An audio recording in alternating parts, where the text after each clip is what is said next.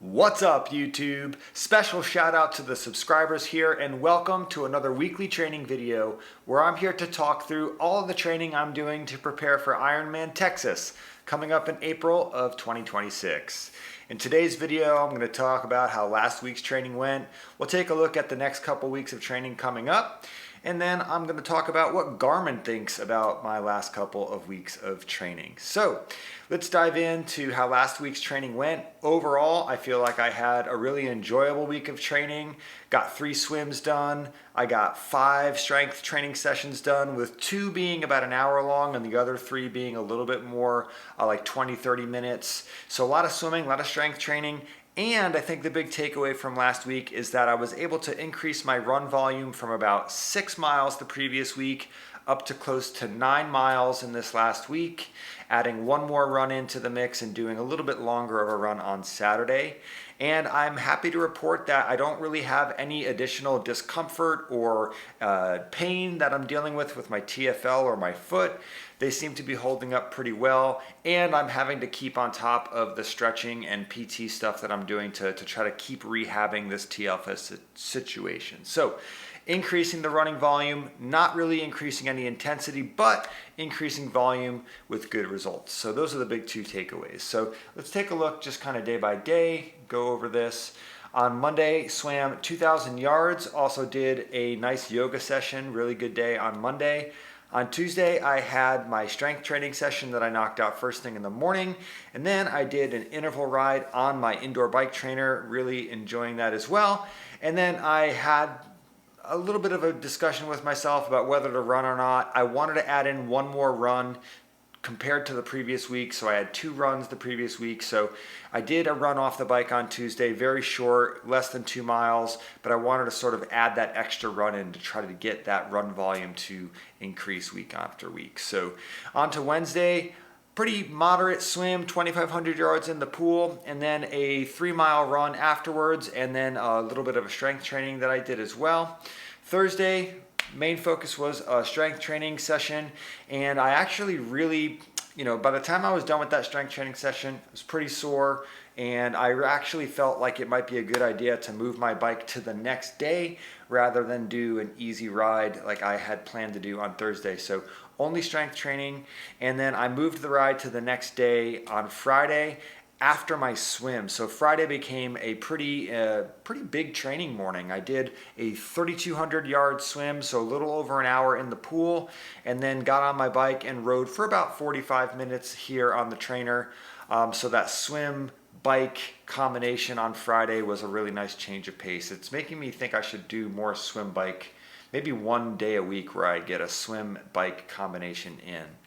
On to Saturday, I was a little unsure of how to handle my Saturday long run. On my plan, my coach put in an hour of running. I didn't feel quite ready for a whole hour of running, so I went out and joined the group. We did a nice run over at Exploration Green this Saturday, and I ended up doing about 4 miles, 4.5 miles at a little bit slower than my easy pace range, and that capped off the week of running. That put me up a little bit under 9 miles for the week total, so that felt good to get that done.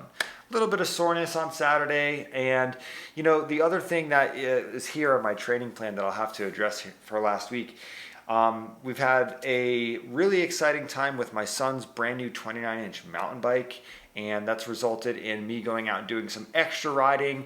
Granted, it's on a totally different bike and it's not nearly as challenging as, say, riding on the road or riding on the trainer.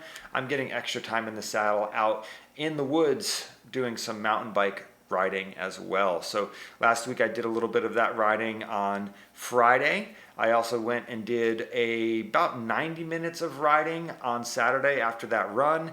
And yesterday I started the morning with a on-the-road hour-long bike ride with the training group. Really got out and enjoyed the cooler weather on Sunday morning, and then ended up doing another 90 minutes on that mountain bike later in the day. So that is how last week's training panned out. Moving forward to this morning, I had a wonderful swim today. Honestly, one of the best swims I've had in a long time. 4,100 yards, 8 by 400 main set, and I am really feeling like I'm starting to get my mojo back in the water, coming off of 3 swims last week, 7,500 yards, starting out the week, boom, with 4,000 yards this week. I feel really good about that. So the rest of the week, I'm probably going to make a couple adjustments here. For example, on Wednesday, my coach has me doing some 200s, some speed work. I don't quite think I'm ready for that with my legs yet, although I am checking with my sports therapist, or not therapist, my physiotherapist, my chiropractor, sports chiropractor. I'm checking with her to see whether or not she feels it's appropriate for me to increase my running intensity given the soreness that I'm feeling in my TFL. So we'll figure out Wednesday. Thursday, easy ride. Friday, long swim. Saturday, 1 hour of running, potentially introducing a little bit of intensity back in based on the feedback from Dr. B. And then Sunday, we got a 2-hour, 30-minute bike ride with some tasty intervals, 3 by 24-minute main set, all zone 3. This looks like a pretty exciting ride. I'd love to be able to get out on the road and do that. So 2.5-hour ride and a 30-minute transition run. So got my work cut out for me this week.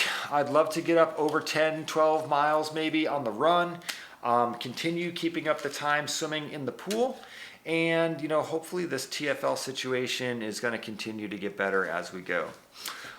That's it for the training coming up. I want to talk briefly about what Garmin thinks, because Garmin's been throwing some shade lately. Let's take a look here and then we'll wrap this video up. So this is my training load over the last 4 weeks. And I had that race on the 20th, and then as you can see, really just started declining. Talked to my coach, decided that we needed to take a little bit of a pause. Further declining that training load, and you can see that green area is sort of trending downward as I've taken my foot off the gas a little bit here. But this last week, as you can see, I've crept back up. I'm now at that low end of the sort of acceptable training load range according to Garmin, and I'm expecting, if things are going to continue progressing, I'm going to work my way back up. That training load is going to come back up over the next few weeks, and I'm not too worried about the decline of this graph. It's a lot of ups and downs. When you're training and racing as much as I am, you have to get used to the idea that it's not always going to be, you're not always going to be just going up, up, up, up, up to the right. There's going to be some times where you're dipping down. So also, I think it's interesting to look at the breakdown of my training load. I'm really lacking, according to Garmin, with anaerobic activity, and it's like, yeah, duh, I can't remember the last time I did a really hard run or a really hard bike. I don't get my heart rate up into anaerobic zones very often, but hopefully over the next couple of weeks as I get ready for another sprint distance triathlon, I'm going to increase that anaerobic training volume. Sitting at the low end of the high anaerobic capacity and well into the acceptable range for low aerobic activity, which is not surprising considering how much taking it easy I've been doing, which has resulted in a unfavorable training status here. As you can see, ever since October 10th, Garmin has been telling me brutally that my training has been unproductive. I went from peaking at the end of September after my race to recovery for about a week, which turned to maintaining for a couple of days, which has turned to the dreaded unproductive training status. So that is where I'm at right now, according to Garmin. Always fun to take a look at what Garmin thinks. And it's always fun to interact and hear what you think as well. If you have anything to add here, anything you might want to ask about my training, questions, comments, anything that I'm talking about that's raising any red flags, if you are familiar with triathlon training or if you have any advice, I'd love to hear anything you might have to say in the comment section below. So that's it for this week. Appreciate you taking the time to listen as usual, and I'll be back next Monday with another training vlog.